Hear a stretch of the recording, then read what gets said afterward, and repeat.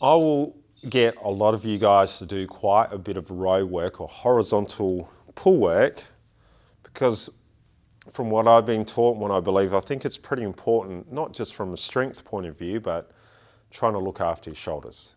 So if you're doing boxing with us or in your own time, or you're doing a lot of bench press, or I would say if you spent, spending a lot of time on a computer or at a desk, driving, whatever, it's not unreasonable to think that you're going to get pretty tight through here.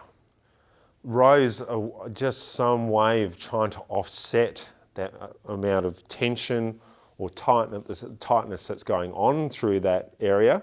But again, if we're doing all that bench press work or even vertical push stuff, we've got to try and get into those muscles as best as we can through that posterior chain, all right? So bent over row, I'll show you what it looks like with a barbell without any weight plates on it. I'll just show you what sort of position that I want to get you guys in when you're doing it. So it's similar to doing your deadlift in terms of you pressing your butt back and leaning over at the hip, all right? So you want to have a neutral spine. I would say barbell here. Now you can choose a couple of different grips. You can do overhand grip or supinated. At different times I get people to do supinated, especially if they're working towards doing chin-up work, because I feel like it's not an unreasonable sort of pathway in regards to getting strong for pulling up this way, all right? So I'll grab this barbell anyhow. I'll make sure that my grip is wide enough that I'm not touching my knees as I hinge over. So some of you guys tend to grab it in here and your knees start pressing as you row, and we don't want that. I'm going to hinge over here with that neutral spine. All right, I'm going to make sure that my chest is out, and I'm just going to pull up into what I would define as the crease of my hip. Okay? Just like so. Now, I'm trying to keep my chest out. I'm not going to be overly concerned about, we used to teach people to try and pinch their shoulder blades together. Just let the shoulder blades do their thing.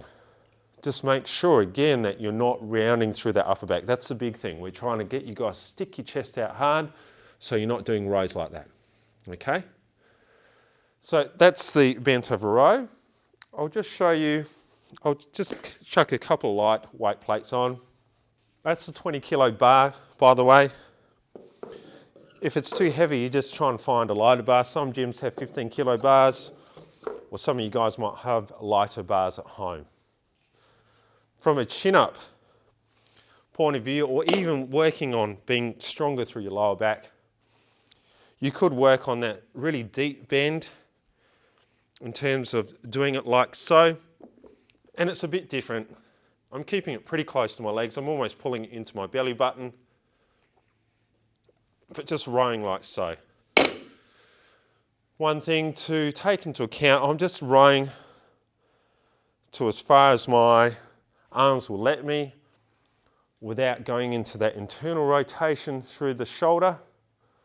Just be careful of that when you're rowing. So again, I'm just coming to here and I'm not going too far like so. Sort of defeats the purpose of what we're doing. Just make it a big part of your weekly routines.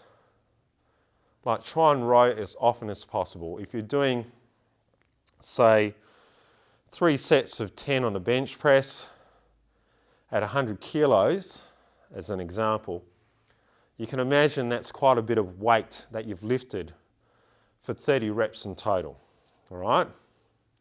It's very hard to replicate that amount of weight in a row.